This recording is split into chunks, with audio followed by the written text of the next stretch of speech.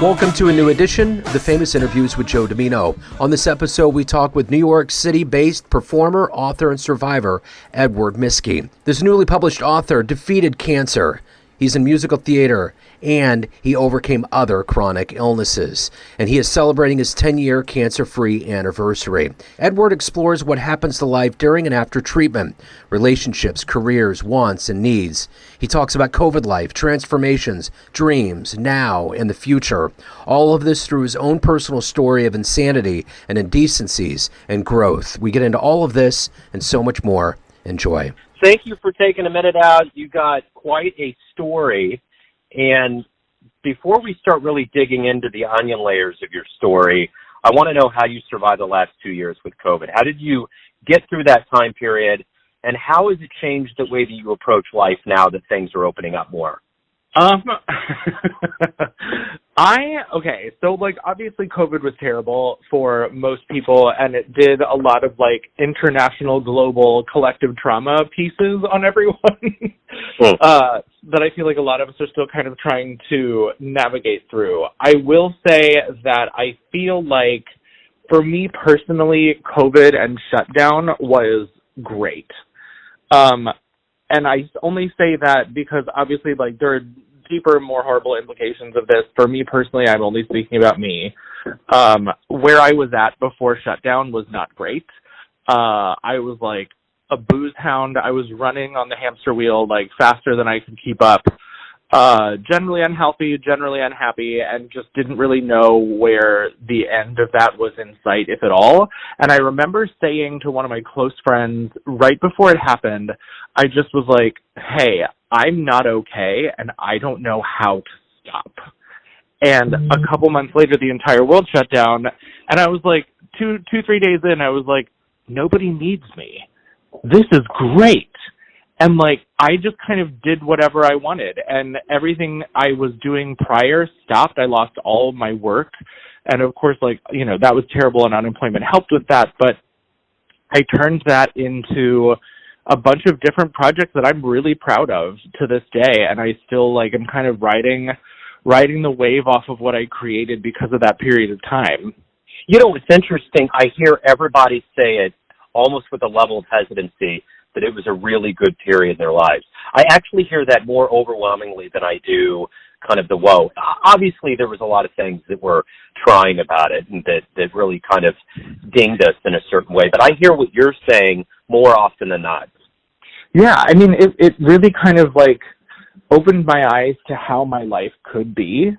And I think after the first couple months, I started taking steps to make sure that I had a skill set that I could put forward without having to jump back into the 9-to-5 situation or bartend ever fucking again. That was absolutely terrible. I was bartending all the time. I hated it.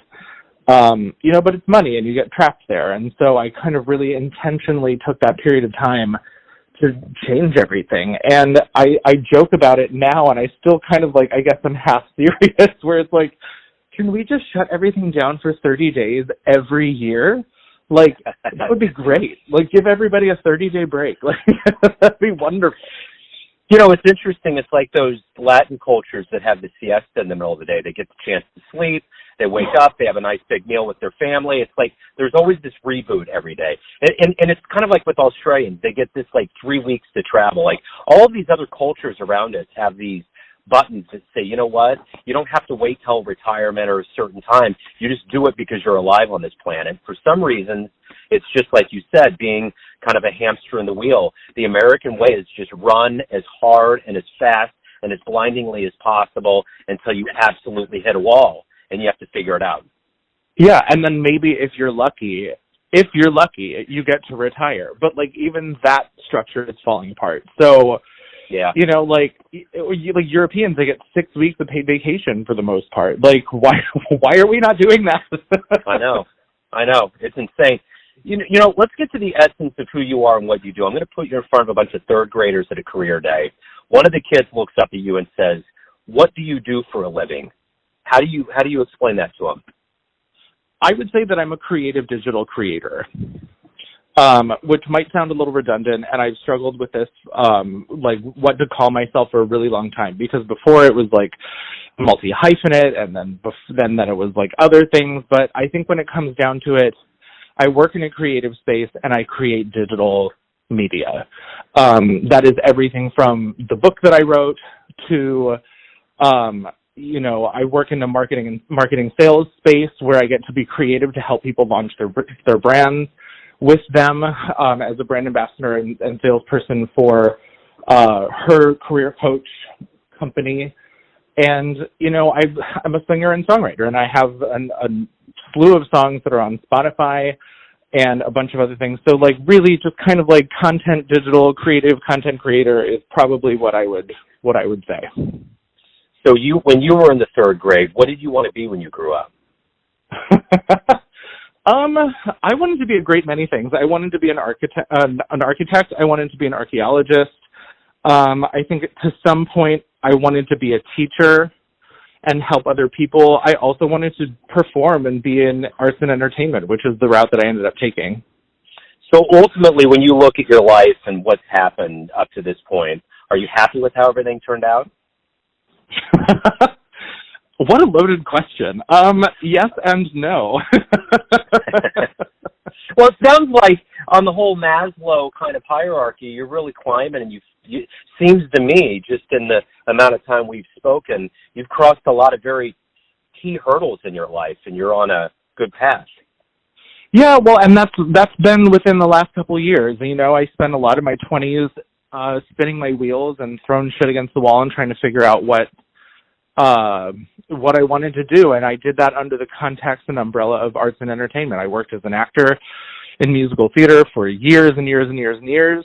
I've got to perform all over the country and the world, and I started dipping my toe in TV when shutdown happened. So, I still have a mini short film on Hulu right now. So it's just kind of like I was doing the thing, and then shutdown happened and kind of made me question everything. So that was really like a catalyst of I have to do something, and this isn't it. So at your core, you inhabit a lot of things, no matter what, that came to you probably from when you were in your childhood, when you were younger. What were those seeds that were put into you that made you want to write and act and be a performer? What was it about growing up that made you who you are now? I come from a very creative family. My dad is a singer-songwriter and a musician. My mom was a pianist and an organist at our church. She studied piano for her whole life. My sister's an opera singer and a voice teacher. We were all kind of in the creative space for a good long time. And, creative writing, I was a big reader when I was a kid.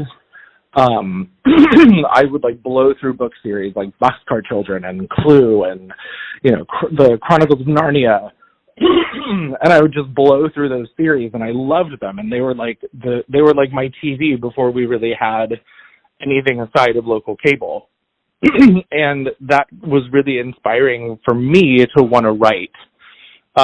Also the music component, that's writing as well, lyric writing. My dad does that, and we grew up with all of his music, and that was definitely another component and layer of why I ended up in the creative space that I'm in. So when you get to a point in your life where you read that someone is cancer-free, that's quite a journey. Talk to me a little bit about how that came to be. Sure. I was between shows. I had just finished a production of Hairspray, and I was about to start another production of Hairspray, because that's one of those shows that, once you're in it, and they just keep recycling you all over the place. And I had about a 3-week break, and on that break, I found this little lump under my arm, and, it was textbook, and, went to a hospital. I was misdiagnosed. I went off to go do this show, and this lump kept getting bigger and bigger and bigger and bigger, until I came back about 5 months later, and I was diagnosed with this rare aggressive non-Hodgkin's lymphoma. And 3 days after I had the biopsy, I was in chemo. Wow. So, when I hear, this is a very big question, so pardon the big answer. But, like, so when I hear when other people have survived cancer, I'm so curious to know what their life looks like now, because that was kind of the catalyst for me writing my book. I had met someone who had confided in me that they were having a really hard time after they were told they were cancer-free to get their life back together.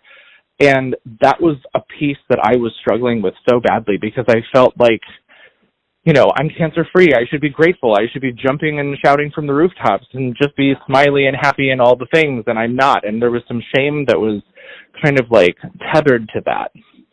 And it took me meeting other people who were saying the same thing for me to realize, like, this is a thing. Like, I hear cancer-free, and I'm like, that's great. How are you doing? Because what I talk about in my book, Cancer, Musical Theater, and Other Chronic Illnesses, is that when you're done in the hospital, you kind of, like, it's like the rug is pulled out from under you, because you become so accustomed and so acclimated to having appointments and medication schedules and showing up to the hospital or living at the hospital in some cases, and you just get so used to and adapted to this regiment of a schedule that the doctors give you. But once that's gone, the life that you had before is over. Like, I talk about how it's a death in a sense, because there's no way that you can get back to that person, because you're aware of other things now. You've had to face your mortality in a way that, you know, a lot of people unfortunately do, but now you're on the other side of it. And so you have to look at what's left and kind of pick up those pieces if you want to, and move on. And it's kind of great in a way, because you do get to start over. You do get to choose, like, who you get to be now. I know I talk a lot about how prior to being a cancer patient, I was kind of a dick. And, like, I wouldn't want to hang out with that person. And so I got to choose after the fact that I was going to be gentler with people, and that I was going to be more patient and empathetic towards people, because you don't know what they're going through. And I know that's so trite and common to hear, but, you know, like the people that I ran into during treatment, unless I was in a place where you could physically tell I was going through something, you know, they'd treat me the same way that they would otherwise. And sometimes that wasn't great, you know, and it just kind of opened up my eyes to, like, you know, you really don't know what other people are going through, like, truly. Yeah, and yeah. So, like, on the other side of it, it's just kind of piecing together who you want to be and what you want your life to look like. It's a fascinating angle. You don't hear a lot about that, you know, the other side of it, you know, when you actually do go back to your life. I mean, I've heard vignettes here and there, but that angle of it's very interesting. I'm curious if there's any parallelisms between doing that, finding empathy, and kind of having levels of rebirth in yourself that's equitable to people going through what they did in COVID, like rediscovering themselves and things. Not exact. I mean, I'm not making a huge parallelism, but certain levels of realization that happen because of that. I mean, absolutely, yeah. Like, of course it's different, but there is very much that collective realization that, like, oh, like, I have this moment to stop where I'm safe to stop and kind of reevaluate. And, of course, like, that for a lot of people was a privilege to do and have the opportunity to do. I know some people who were not afforded that opportunity. But, you know, like, being able to take a look at who you are and what you're doing and redirect as needed or as wanted. And, yeah, I absolutely think there's parallel there for sure. So the one thing that always pulls us through in life, no matter what's going on, is like a role model or a hero. Who's been that for you? Ooh, my mom. Definitely my mom. She's kind of always been a pillar in the family as far as, like, strength and intention and focus has been concerned. She's the breadwinner in the family, and, you know, she's such an intelligent, smart woman. Not that my dad isn't intelligent or smart or any of those things, but it's in a different way. And, you know, she was in the hospital room with me, like, organizing paperwork and reports and and test results and medical bills and everything else. And, like, I got to watch her do that, which is her job, really. She works in a hospital. And so I got to watch her do that firsthand. And I had this very defining moment where I was in my stem cell transplant watching her do this, and I was just like, wow. You know, and I've always loved my mom. We've always been cool. But it was just like that definitive moment where I was like totally in awe of her. And, you know, I try to do everything I can to make sure that she's okay and return that favor, I guess, if you want to call it that, as much as I can. So if you can meet anybody alive on the planet right now, who would it be? Is there someone you would love to meet and talk to? Ooh, who do I want to meet on this planet that is alive right now? Wow, that is, I feel like I should have like a knee-jerk reaction to that, and I don't. You know what? That is one of the number one answers. Let's do this. Let's kind of recalibrate this a little bit. Is there someone that left the planet too early that you would love to reconnect with that's not here anymore? There is. My friend Peter. Peter was a performer. I worked with him. He worked for me in a concert series that I put together.